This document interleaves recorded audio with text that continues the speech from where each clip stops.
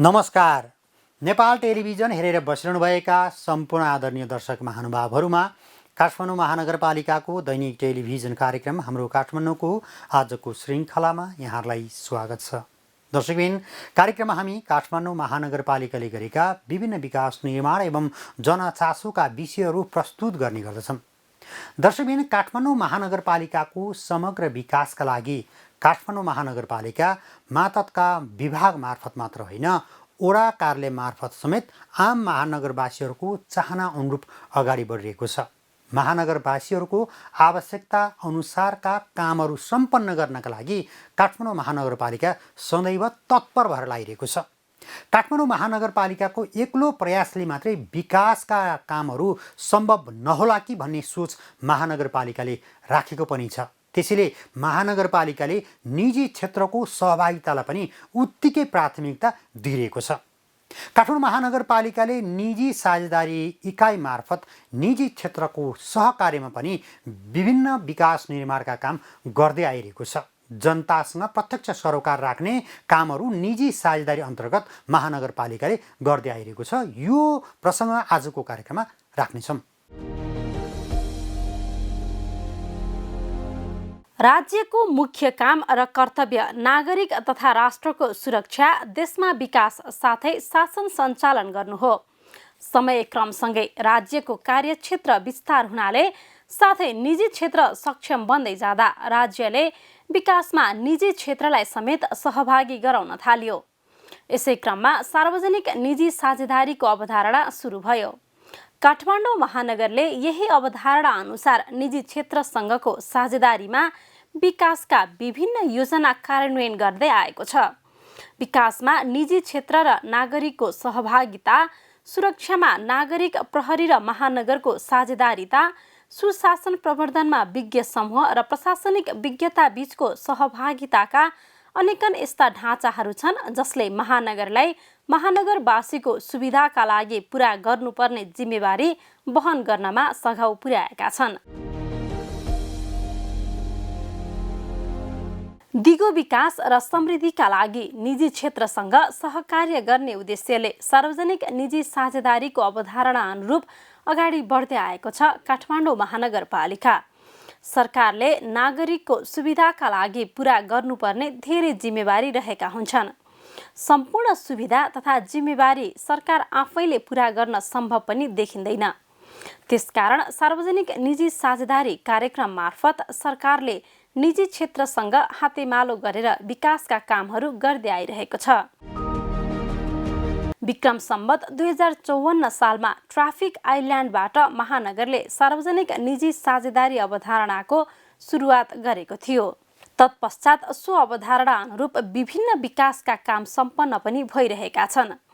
महानगरभित्र निर्माण भएका आकाशे पुल, यात्रु प्रतीक्षालय, ट्राफिक चेकपोस्ट, सोलर, डस्टबिन, नयाँ बस पार्कको निर्माण लगायतका निर्माण कार्य पनि सार्वजनिक निजी साझेदारी कार्यका सफलता हुन्।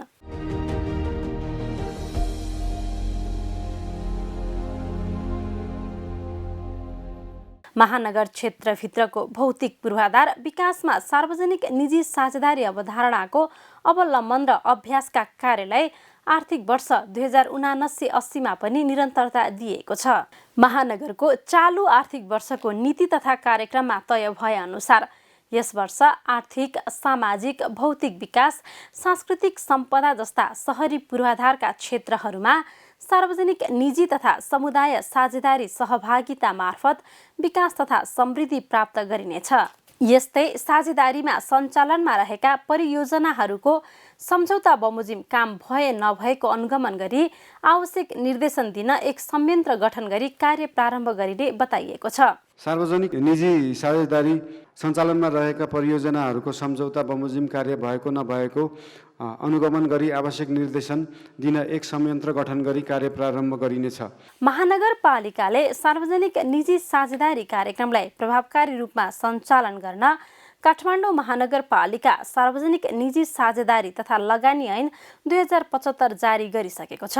यही नीतिगत व्यवस्थामा रही महानगरले नयाँ योजनाहरूका सम्बन्धमा कार्य अघि बढाउनेछ। काठमाडौँ महानगरपालिका सार्वजनिक निजी साझेदारी ऐन 2075 बमोजिम सार्वजनिक निजी साझेदारी प्रारूपमा सञ्चालन गर्न सकिने सम्भावित परियोजनाको पहिचान गरी कार्यान्वयन गरिनेछ। राज्यको दायित्व बढ्दै जाँदा सबै क्षेत्रमा यसको प्रत्यक्ष उपस्थिति असहज हुन्छ। निजी क्षेत्र बलियो बन्दै जाँदा राज्य पक्षले सार्वजनिक सेवा प्रवाहका लागि निजी क्षेत्रसँग गरिने सहकार्य प्रभावकारी देखिएको छ। निजी क्षेत्रसँग पुँजीको पर्याप्तता, चुस्त व्यवस्थापन, जोखिम मोल्न सक्ने क्षमता हुने हुनाले पनि विकासमा सहकार्य सम्भव भएको छ। सार्वजनिक क्षेत्रले मात्रै विकास निर्माणका कामहरू गर्न सम्भव नभएकाले र निजी क्षेत्रसँग सहकार्य गरी यस्ता कार्यमा लक्ष्य हासिल गर्न सकिने भएकाले साझेदारी कार्यक्रमको अवधारणालाई काठमाडौँ महानगरपालिकाले पनि अवलम्बन गरेको छ। सार्वजनिक निजी साझेदारी कार्यक्रमलाई प्रभावकारी बनाउन भने सार्वजनिक क्षेत्रको नियमनकारी भूमिका र निजी क्षेत्रको कार्य सम्पादन भूमिका प्रभावकारी हुनुपर्ने देखिन्छ।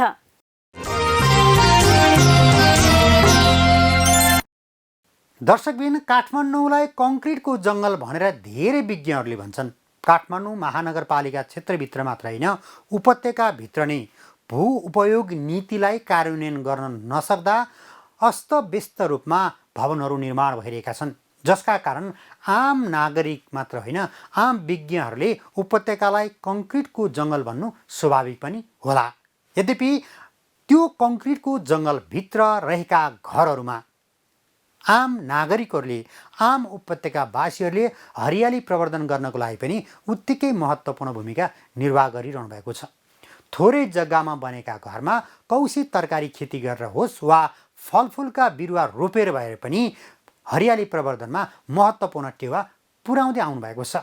तर काठमाडौँ उपत्यकामा फलफुलका बिरुवा सहज गर्ने काम कसले गरेको छ त? कसरी भइरहेको छ त? काठमाडौँ उपत्यकामा हरियाली प्रवर्धन गर्नको लागि के गर्नुपर्छ त? यसै सन्दर्भमा तयार पारेको अर्को रिपोर्ट अबको पालोमा। पछिल्लो समय काठमाडौँ उपत्यकामा हरियाली प्रवर्धनका लागि सहरी कृषि खेती बढ्दै गइरहेको छ। थोरै जग्गामा बनेका अव्यवस्थित भवनहरूले काठमाडौँ कङ्क्रिटको जङ्गलमा परिणत बनिरहेको देख्न सकिन्छ। तर सहरका हरेक घरका छतहरूमा विभिन्न प्रजातिका फलफुलका बिरुवाहरू पनि उत्तिकै देख्न सकिन्छ। काठमाडौँ उपत्यकाका अधिकांश घर धनीहरूलाई कौशीमा विभिन्न प्रजातिका फलफुलका बिरुवा सहज रूपमा उपलब्ध गराउने कार्य भने समशीतोष्ण बागवानी केन्द्र कीर्तिपुरले गरिरहेको छ। आफूसँग भएको जमिनमध्ये 2.25 हेक्टर जमिनमा सो केन्द्रले आफ्नो उद्देश्य अनुरूप विभिन्न जातका फलफुल नर्सरी सञ्चालन गरिरहेको छ भने 10 हेक्टर जमिनमा हिउँदे फलफुलको बगैँचा नै बनाएको छ। उपत्यकावासीहरूमा बढ्दै गइरहेको सहरी कृषिको आकर्षण, त्यसमाथि पनि कौशीमा फलफुल फलाउने चाहनालाई केन्द्रले कसरी सहयोग पुर्याइरहेको छ त? बागवानी केन्द्रका प्रमुख सूर्यप्रसाद बराल।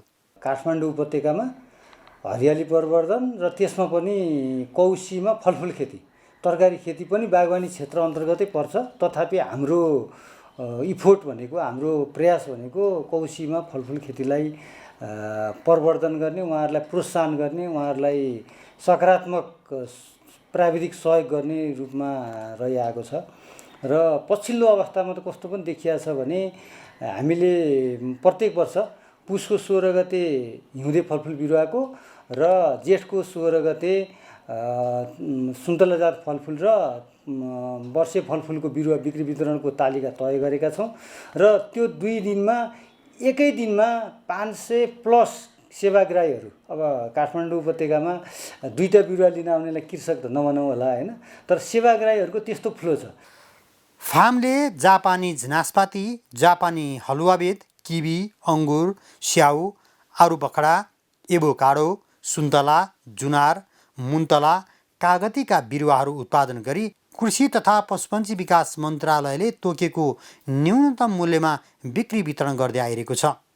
पछिल्लो समय निकै चर्चा र किसानहरू आकर्षित भएको सिउँडी फल अर्थात् ड्रागन फ्रुटको लागि सफल प्रयोग समेत गरिसकेको छ। पछिल्लो अवस्थामा काठमाडौँ उपत्यकामा जो मतलब यहाँको समुदायहरू बसोबास गरिरहनु भएको छ उहाँहरूको हरियाली प्रवर्धन र त्यसमा पनि फलफुलप्रतिको आकर्षण र फल्यो भने खान पनि भयो यदि फलेन भने पनि बिहान बेलुका फलफुलसँग खेल्ने र त्यसले एउटा रिक्रिएसनल मतलब त्यो ऊर्जा दिने हुनाले पनि उहाँहरू त्यसप्रति आकर्षित हुनुभएको छ र त्यसको पछाडि हामीलाई दुईटै कुरा छ हामीलाई च्यालेन्ज पनि छ र हामीलाई एउटा अवसर पनि हो यसको पछाडि किनभने हामीलाई च्यालेन्ज कुन हदमा छ भने हामी बिरुवा पुर्याउन सकेका छैनौँ उहाँहरूको दुईवटा बिरुवा पुर्याउनलाई पनि हामीलाई एकै दिन 500-600 सेवाग्राही आउनुहुन्छ हामीले दोस्रो दिन चाहिँ ल हामीसँग भएको स्टक सिद्धियो भन्नुपर्ने अवस्था छ भने अर्कोतर्फ फेरि उहाँहरूले हामीलाई यति विश्वास गरेर यति माया गरेर यति चाखपूर्ण तरिकाले बागवानीमै गएर दुईवटा बिरुवा भए पनि हामी बिहान 7 बजे गएर लाइन लागेर 11 बजे दुईवटा बिरुवा लिएर जानुहुन्छ यसको पछाडि दुईटै कुराहरू छ र आगामी दिनमा यसलाई चाहिँ हामीले थप जिम्मेवारीका साथ निरन्तरता दिनुपर्ने आवश्यकता छ।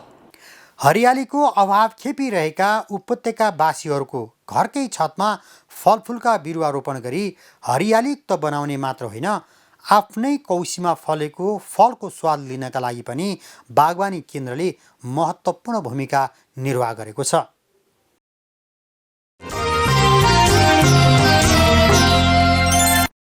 दर्शकबिन नै प्रस्तुतिसँगै आजको कार्यक्रमको निर्धारित समय सकिएको छ। भोलि पनि नयाँ विषय र प्रसङ्ग लिएर आउने नै छौँ।